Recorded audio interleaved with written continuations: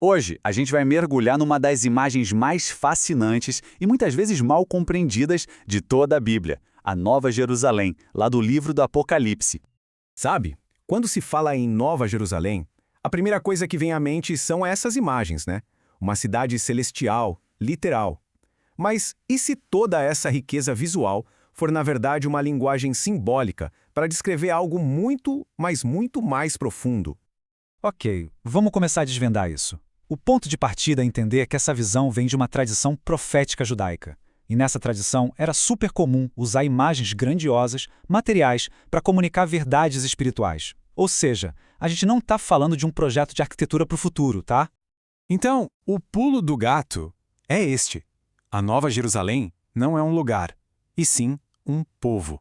É uma grande metáfora para a comunidade dos redimidos, que vive numa relação perfeita, restaurada com Deus. O nosso tour, portanto, vai ser pelos símbolos que descrevem essa comunhão. Para começar, vamos dar uma olhada na estrutura da cidade. A gente vai analisar as defesas, os pontos de acesso, e cada detalhe aqui tem um significado incrível. Vamos examinar 3 elementos principais, em sequência. Primeiro, os fundamentos da cidade. Depois, as muralhas que protegem tudo. E, por fim, os portões que dão acesso a ela. E olha que interessante. A estrutura da cidade já nos fala sobre verdade e segurança de um jeito totalmente diferente. Os fundamentos não são de concreto, mas sim da doutrina dos apóstolos, o alicerce da fé. E as muralhas, feitas de jaspe, não são uma defesa física. Elas simbolizam que a proteção do povo de Deus é a sua própria glória. E aqui a gente chega numa das imagens mais famosas de todas. O texto é bem claro. Cada um dos 12 portões era uma única e gigantesca pérola. Mas por que pérolas? Qual o sentido disso?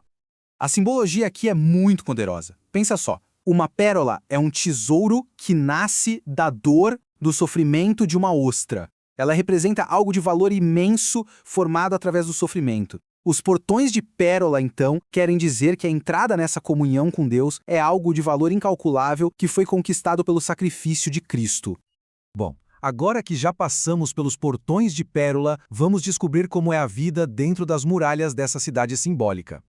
E, claro, outra imagem que todo mundo conhece, as ruas de ouro. Mas, de novo, a gente precisa ir além da ideia de riqueza material. O ouro, nesse contexto, simboliza a natureza divina, a santidade e a transparência. Essa característica de ser como vidro indica pureza absoluta. Ou seja, as ruas de ouro não são um pavimento de luxo. Elas representam o caminhar do povo de Deus, uma vida vivida em total retidão, justiça e santidade, sem nada para esconder. Bem no coração da cidade, a gente encontra 2 elementos centrais que sustentam a vida ali: um rio e uma árvore. Esses 2 símbolos mostram de onde vem a vida espiritual.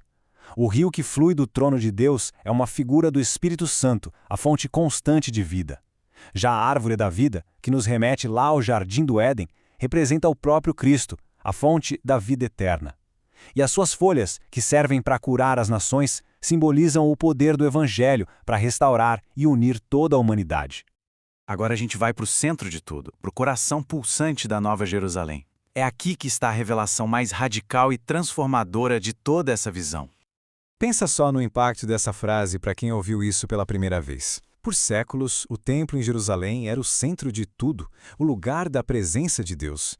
E de repente, João diz: aqui não tem templo. Mas por quê? A resposta é simplesmente revolucionária.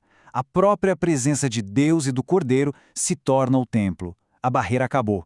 Aquele sistema antigo de adoração, com rituais, com mediadores, dá lugar a uma comunhão direta, imediata. Não é mais preciso ir a um lugar para encontrar Deus. Ele mesmo é o lugar de encontro.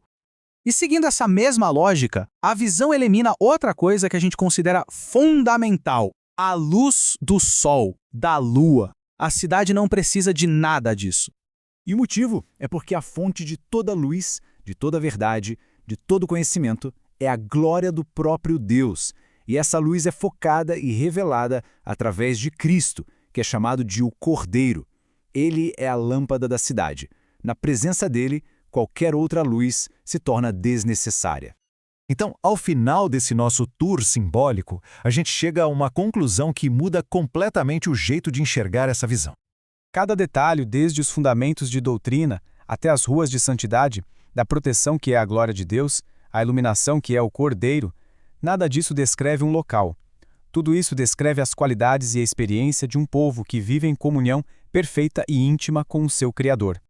E é aqui que tudo se conecta. A Nova Jerusalém é a materialização da maior promessa de todas. Não que um dia a gente vai morar numa cidade feita por Deus, mas que o próprio Deus vai morar com a gente. A pergunta que fica então não é quando vamos chegar lá, mas sim como podemos viver hoje, como cidadãos dessa realidade espiritual.